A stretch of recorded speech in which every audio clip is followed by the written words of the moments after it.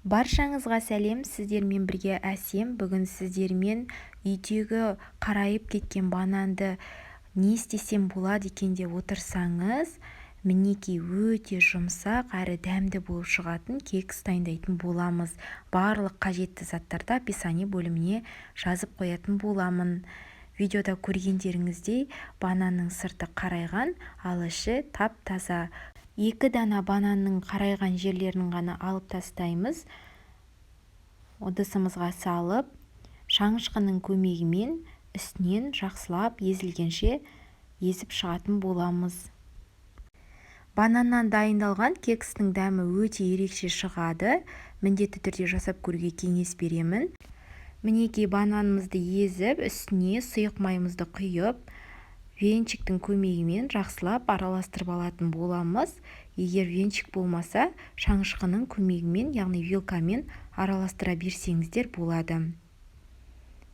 Жақсылап араластырып алғаннан кейін үстіне өлшеп алған қантымызды салып, тағы да жақсылап араластыратын боламыз. Оның үстіне 2 дана жұмыртқамызды салып, тағы да жақсылап араластырып алатын боламыз. Қант пен жұмыртқасы бірігіп, жақсылап араласқанын қадағалау қажет. Арасында түйіршіктеліп қалған бананды да жақсылап араластырып алған дұрыс. Келесі ұнымыздың үстіне разрыхлителімізді қосып араластырып аламыз. Дайындап алған массамыздың үстіне ванильный сахарымызды қосып, дайындап алған ұнымызды електен өткізіп салатын боламыз. Барынша електен өткізген дұрыс. Себебі ұнымызды електен өткізсек, біздің дайындап жатқан кексіміздің көлемі өте үлкен, яғни көтеріліп, өте әдемі шығатын болады. Ұнымызды салғаннан кейін масса сәл қою болып шығады. Одан қорықпаңыздар. Қою болған масса өте жақсы көтеріліп шығады.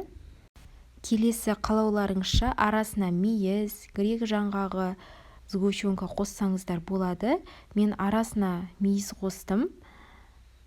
Массамызды дайындап алғаннан кейін кекстарымызды арнайы формасына құятын боламыз.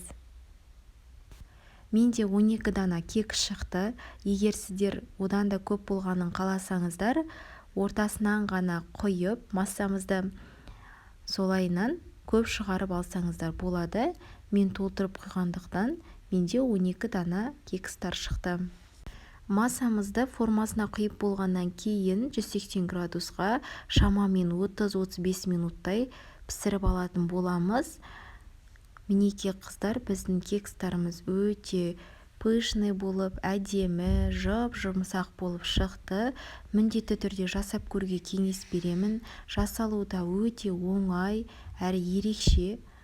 Егер сіздерге рецепт ұнаса, менің каналыма тіркеліп, лайк басып, пікір қалдыруды ұмытпаңыздар. Мені жоғалтып алмас үшін міндетті түрде өздеріңізге сақтап алыңыздар.